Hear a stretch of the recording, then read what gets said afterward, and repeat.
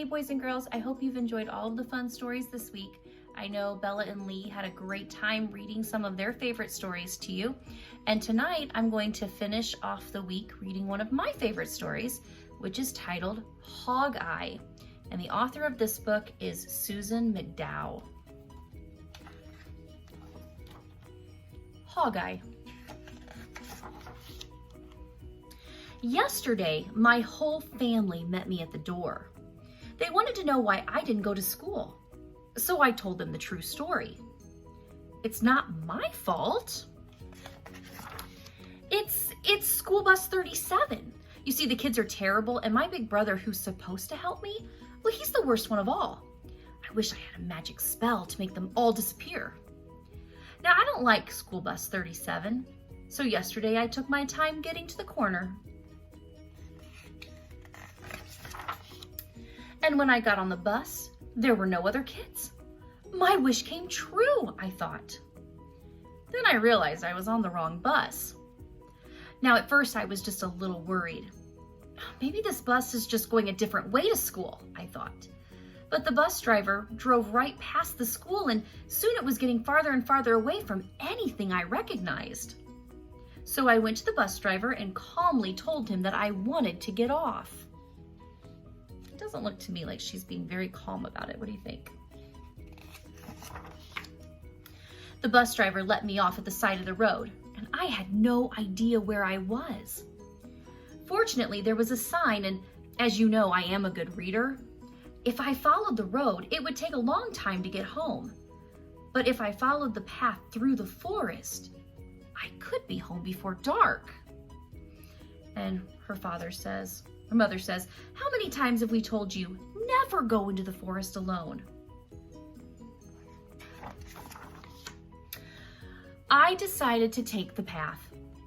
"You did what?" She never listens. Time after time we tell her, don't go into the forest alone. It's dangerous. And what does she do? Well, she goes into the forest alone. Now, no sooner had I entered the forest when a wolf grabbed me and threw me into a sack. I was scared, but cool. When we got to his terrible, gloomy cave, the wolf took a big pot and put it on the stove. He was singing a song about soup. Now, stalling for time, I said, "That's not how my mommy makes soup. She goes out and gets lots of fresh ingredients, and her soup is the best." "Is not," said the wolf. "My mommy made the best soup. I'll just get her cookbook and you'll see." The wolf grabbed a book from a dusty shelf. "There," he said. "You find my mommy's recipe for soup and read it to me."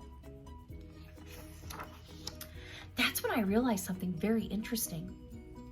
"It's too bad you can't read," I said. "Of course I can," snapped the wolf. "I just don't want to read today. You read."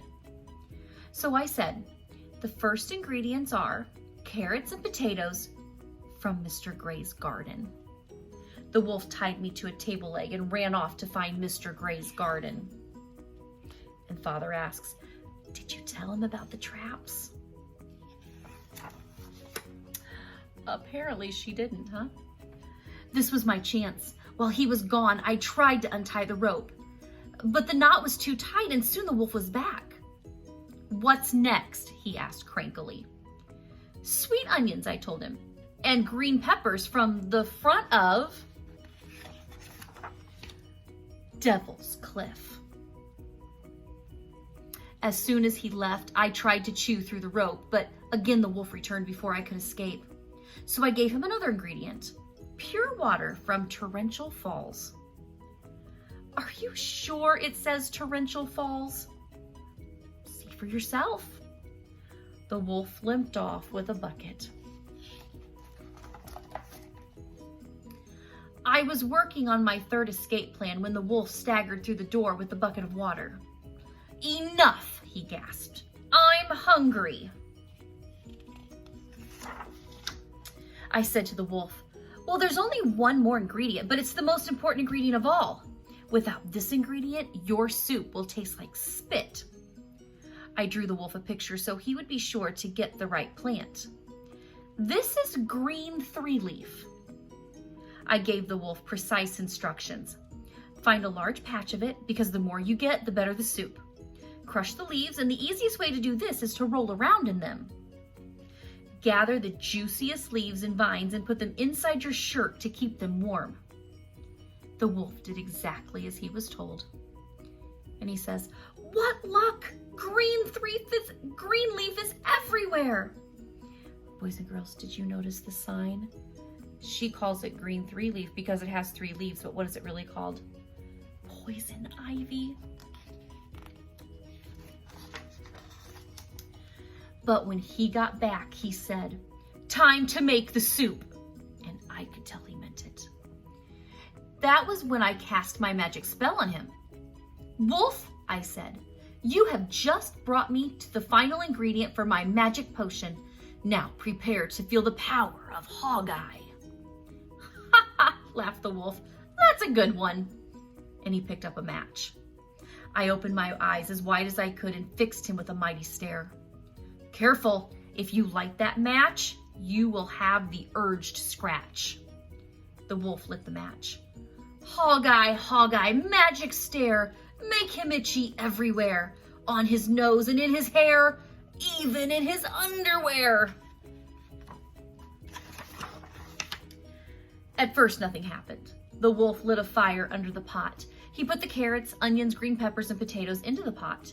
He was reaching for me when he stopped to scratch one tiny little itch. One scratch led to another, and the more he scratched, the more he itched, and the more he itched, the more he scratched. Until finally he cried, "Stop the Hog-Eye! I'll do anything you ask." I told him I would release the spell after he let me go. Said my father. "Ah," said my mother. My brother said, "I feel itchy." And down here the wolf says, "That pig did not tell the truth. She didn't release the spell. Never trust a pig." And then the end of the story says, "Today I beat my brother to the bus." If you take a look at her, she's standing up. It looks like she's telling the story to all the kids on the bus. "Wolves to the left of me, wolves to the right." And someone wants to know, "How many wolves?"